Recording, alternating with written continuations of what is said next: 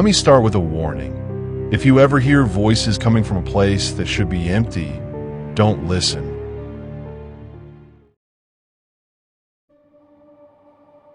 I moved into the house in early spring. It wasn't my first time living alone, but this place felt different.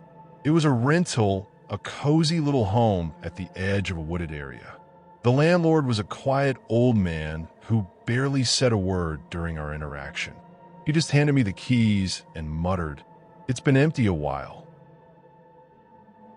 The house had 2 bedrooms, one of which I turned into an office, and a small attic that was only accessible by a rickety, pull-down ladder in the hallway. At first, I thought nothing of it. I had no reason to go up there. It wasn't like I had boxes or old family belongings to store. I was starting fresh, new town, new job, new life. But even on the first night, I noticed something strange. There were noises above me. I'm not talking about the usual house, settling, or the wind. This was something else. It was always around 3 a.m. I'd be in bed, half asleep, and I'd hear it. Faint creaks, soft shifting, like someone pacing slowly on the wooden beams above. At first, I assumed it was animals. Squirrels or raccoons, maybe. The house was near the woods, after all, but it didn't stop. Night after night, the same sounds. Always the same time. Always the same rhythm. It didn't scratch or scurry like an animal would. It paced. I tried to ignore it. Told myself it was just the house adjusting to the temperature drop at night. But then came the whispering. The first time I heard it, I was in the hallway, brushing my teeth before bed. The attic hatch was above me. I hadn't looked up at it until that moment, but something made me freeze. I turned my head slowly toward the ceiling, and I heard it. A voice. Not loud, just a soft, dry whisper. It was saying something over and over, but I couldn't understand the words. It was like someone was chanting from inside the attic, right above the hatch. The voice was low, gravelly, like it had been speaking for hours. I stood there, toothbrush in hand, frozen. The whisper stopped after maybe 10 seconds. I backed away slowly, refusing to look up again. That night, I barely slept. The next morning, I told myself I'd check the attic. I grabbed a flashlight and a kitchen knife, just in case, and pulled the ladder down. It creaked loudly, like it hadn't been used in years. Dust rained down as I climbed. The attic was empty. Completely. No signs of animals, no nests, no droppings, no insects. Just old wooden beams, insulation, and darkness. I even checked the corners with the flashlight. Nothing, but the smell up there was awful. It wasn't rot. It was more like stagnant air, dampness, and something metallic, like old coins and blood. I climbed back down and didn't talk about it to anyone. But the whispers came back. Every few nights now. Always from the attic. Sometimes they'd be louder, like a conversation was happening up there. 2 voices this time. One was deep and calm. The other, high-pitched and breathless, like a child gasping between sentences. I couldn't understand the language. It wasn't English. It wasn't anything I'd ever heard before. Not even Latin. But one night, one of the voices whispered something I did understand. It said my name, clear as day. 3 syllables, drawn out and deliberate. I stood at the foot of the ladder and stared up at the hatch. It didn't open. Nothing moved, but I knew it was waiting. The next day, I called the landlord. I tried to sound casual, like I just wanted to know about the attic. His tone changed immediately. His words slowed. He said, "You hear it too?" That sentence chilled me more than anything else. I asked what he meant, but he just sighed and said, "I've had 3 tenants before you. None of them stayed longer than a few months." I pressed him for more, but he refused to talk. Just hung up. I didn't know what to do. I started sleeping on the couch in the living room, far from the attic. But the whispers followed. I heard them in the vents, in the walls. One night, I swear I heard them coming from the drain in the bathtub. I was unraveling. One morning, I woke up with dust on my shirt. I hadn't been in the attic, but it was like something had opened the hatch above the hallway while I slept and let it fall. Another time, I found one of the dining chairs pulled out and facing the ceiling. Just one, like someone had stood on it to reach the hatch. But I live alone. I set up my phone to record audio at night. I didn't listen to it right away. I was scared of what I'd hear.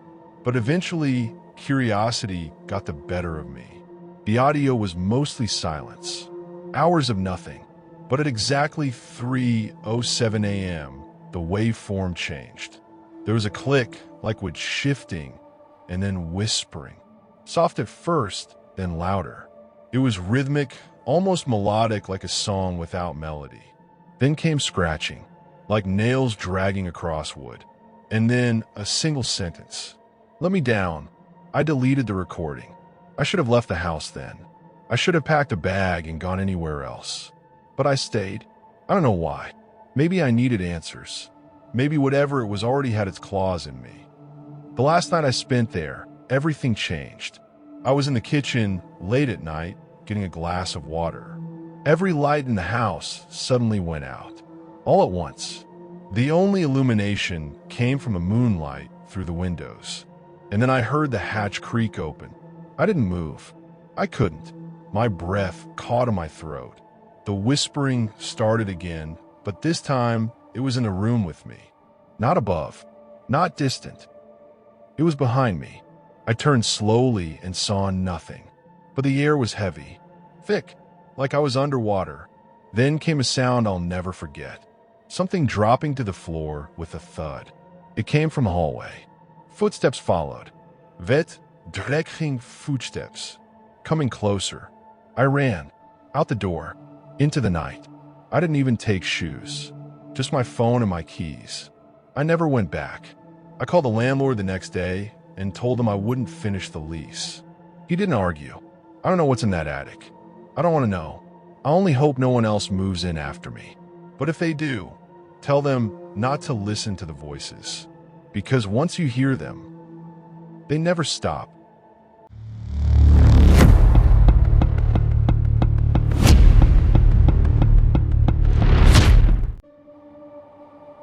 I never believed in anything supernatural. Ghosts, curses, cryptids. I lumped them all together as stories made to scare children or entertain late-night podcast listeners. I was practical, a tradesman, and nothing ever fazed me until I took a plumbing job in a duplex tucked away in a quiet, overgrown cul-de-sac. The job was simple, or at least it looked that way on paper. A middle-aged woman had called it in, said there was a persistent leak under the kitchen sink. She claimed she'd already had 2 people come out, but neither fixed it. She sounded tired on the phone, not frustrated exactly, more like someone who had given up. I arrived around 10 a.m., and the woman, Mrs. Carver, answered the door with dark circles under her eyes and a pale, drawn expression. She barely said a word, just nodded and pointed toward the kitchen before retreating down the hallway. The house was too quiet. No TV, no radio. Just the creaking of the floorboards beneath my boots. The sink didn't look unusual at first glance. Older, with some corrosion on the pipes, but not unusual. I got down on my knees, opened the cabinet doors, and peered inside. And then I paused. It was dark inside the cabinet. That's expected, of course. But this was wrong. It was darker than it should have been. I leaned in closer and realized the space beneath the sink seemed to stretch further back than was physically possible. There should have been insulation, pipes, maybe a wall. But instead, there was a deep black void. At first, I assumed it was just an illusion, an effect of poor lighting. I took out my flashlight and aimed it inside. The beam hit the back panel for about 3 seconds. Then it flickered, died. The light simply vanished into the darkness. I pulled my head out quickly, confused. I checked the batteries. They were new. I tried again. This time I heard something. A scraping sound, like nails or claws dragging along wood. I told myself it was a rat, a raccoon, maybe I reached for my wrench and leaned back in, determined to find the source of the leak and get the hell out. That's when I noticed the smell. It wasn't rot. Not exactly. It smelled sour, metallic, like copper and spoiled milk. The kind of smell that makes your stomach twist before your brain can even register it. I twisted the valve shut and began loosening the compression nut when I heard a whisper. At first, I thought it came from Mrs. Carver. I leaned back out and called her name. No response. I went back in. The whisper came again, closer this time. I couldn't make out the words. It wasn't English. It didn't even sound human. Then something touched my hand. I jerked away, hitting the back of my head on the countertop above me. My flashlight rolled to the side, illuminating a smear of something dark on the cabinet floor. Blood? Oil? I wasn't sure. I pulled my hand up. Nothing there. Not even a smudge. But I felt it cold, damp, textured like skin that's been underwater for far too long. That should have been the point where I packed up and left. I know that. But the thing is, I couldn't. My body didn't want to move. It wasn't fear exactly. It was like something inside the house wanted me to stay. And more disturbingly, part of me wanted to obey. I forced myself to stand and walk toward the hallway. I called out for Mrs. Carver again. She didn't answer, but I could hear her whispering in one of the rooms. I followed the sound and found her sitting on the floor of her bedroom, knees drawn to her chest, rocking gently. She didn't look up when I entered. "They always come back," she said softly, "even when you close the cabinet." I froze in the doorway. What is it?" She looked at me then, eyes wide and glassy. "It needs something from us." That was all she said. She wouldn't respond to anything else. I backed out and shut the door behind me. By now, my hands were shaking. I just wanted to finish the job and leave. I convinced myself I'd imagined the whole thing. Stress, fumes, fatigue, anything to make sense of what had happened. I went back to the kitchen, fixed the leak quickly, and started closing up. But when I reached for the cabinet door to shut it, I saw something that made my blood run cold. A hand, small, child-sized, reaching slowly out of the void. It wasn't fully solid, more like a shadow wearing skin. The fingers were too long. The joints bent the wrong way. I didn't scream. I couldn't. My voice caught in my throat as the hand tapped gently against the cabinet door, as if it were testing something, as if it were waiting for permission. Then it withdrew. I slammed the door shut, grabbed my tools, ran to the van. As I was pulling away, I saw Mrs. Carver standing in the front window, staring at me with a hollow expression. She didn't wave. She didn't move. Just stood there like a statue, eyes fixed on mine. I never invoiced her. I didn't want anything to do with that place again. But the thing is, 2 days later, I got a call from another address. Same issue. Kitchen sink. Persistent leak. Different house. Different client. But when I opened the cabinet door, the void was waiting.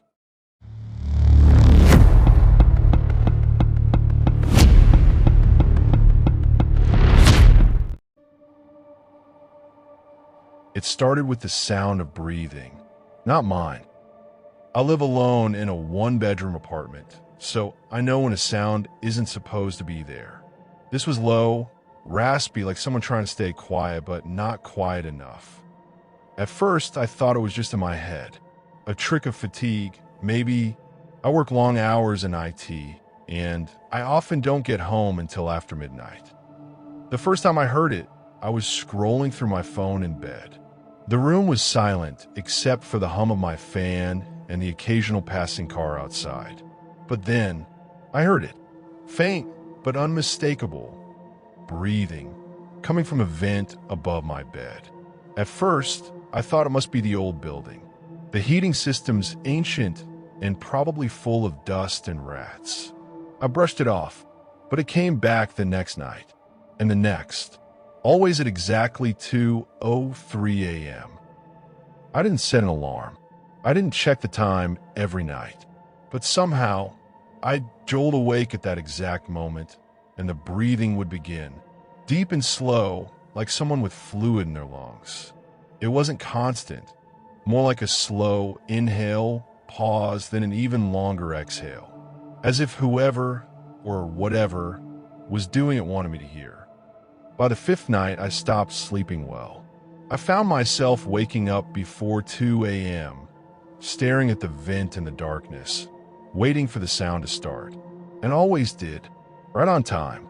I tried to ignore it, but the sound got louder, closer, and I started to notice something else. The temperature around the vent dropped during the breathing.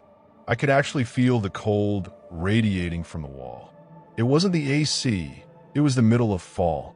The unit hadn't blown cold air in weeks. On the seventh night, I recorded it. I placed my phone under the vent, hit record, and tried to sleep. In the morning, I played it back, expecting at least something, but there was nothing. Just dead silence. Not even background noise. It was as if the vent had swallowed the sound entirely. I wasn't just scared anymore. I was unsettled in a way I hadn't felt since I was a child. Like I'd stumbled on as something I wasn't supposed to notice. Something that noticed me back. I called the building manager, told her something was living in the vents. She came by the next afternoon and looked around, took off the cover, and shined a flashlight into the duct. "It's empty," she said. "No signs of anything living in there. Probably just the pipes settling." I almost let it go. Almost. But then she asked what unit I lived in. When I told her, apartment 2B, her face changed. Just for a split second. Like she recognized the number. She looked down at her clipboard and then quickly smiled. "Oh, right. Yeah, that one's older. Try using a sound machine if it keeps bothering you." Later that night, I decided to do some digging. The building was old, and finding online records was a nightmare. But I eventually found something. An article from 6 years ago. A fire. One tenant died in their sleep. Smoke inhalation. They never found the cause. The unit where it happened? 2B. I read the article 3 times. There were no photos, no names, just a paragraph. But that was enough. That night, I didn't sleep. At exactly 2:03 a.m., I heard the breathing again, but this time it wasn't from the vent. It was in my room. Slow, deep, closer than ever. I held my breath. I didn't dare move. My eyes darted across the room, trying to make out any shapes in the darkness. The breathing wasn't just noise anymore, it was presence. Heavy and cold, like the air had thickened. Then I heard the softest sound. Not a whisper, not a groan. A step. Something was walking toward my bed. I jumped up and turned on the light. Nothing. Empty room. But the air was still cold. My skin was covered in goosebumps. I didn't sleep again that night. The next day, I went back to the vent with my own flashlight. Removed the cover. Inside, just black metal and dust. But there was a draft. Cold air, even though the heating was on full blast. I reached in with my phone to take a photo. Flash on. Snapped a few shots. Most were just ductwork, but one made my stomach twist. There were 2 small circles reflecting the light. Not eyes exactly, but placed just where eyes could be. Round and set wide apart, like something had been crouching in the darkness, watching. I closed the vent and sealed it with duct tape. That night, I slept on the couch. Kept the TV on low. But even from the living room, I could hear it. Not the breathing. This time it was scratching. Soft, rhythmic, almost thoughtful. Like it was testing the seal. Trying to figure me out. Try to see how far I'd go before I broke. I started staying out later, crashing at friends' places, making excuses. But every time I came back to the apartment, something was different. A cabinet left open. The bathroom mirror fogged despite no shower. The faint smell of smoke near the vent. And always that cold draft, no matter how much I sealed the cover. One night, I stayed late at a bar and came home around 3 a.m. My phone had died. I fumbled with the lock, walked in half drunk, and collapsed onto my bed without changing. That was the night I saw it. I woke up because I couldn't breathe. Not like choking, more like pressure. Something was on my chest. I opened my eyes and looked up. There was a face, pale, expressionless, hovering just inches above mine. No eyes, just dark pits. Its mouth hung open slightly, and the sound I'd been hearing for weeks finally made sense. It was its breathing. I tried to scream, tried to move, but I couldn't. I was frozen, paralyzed, like it was holding me down without even touching me. Then it leaned closer and whispered something I couldn't understand. Words I couldn't place. Garbled vegetables. Then a long, slow inhale that felt like it was sucking the air straight from my lungs. I passed out. When I woke up, it was morning. The sunlight hit the wall. My vent was wide open. The tape had been torn cleanly, not ripped. Removed, like someone had peeled it off with delicate fingers. I moved out that day. Didn't give a reason. Didn't break the lease. I just packed up and left. But sometimes late at night, in my new apartment, I still wake up at 2:03 a.m.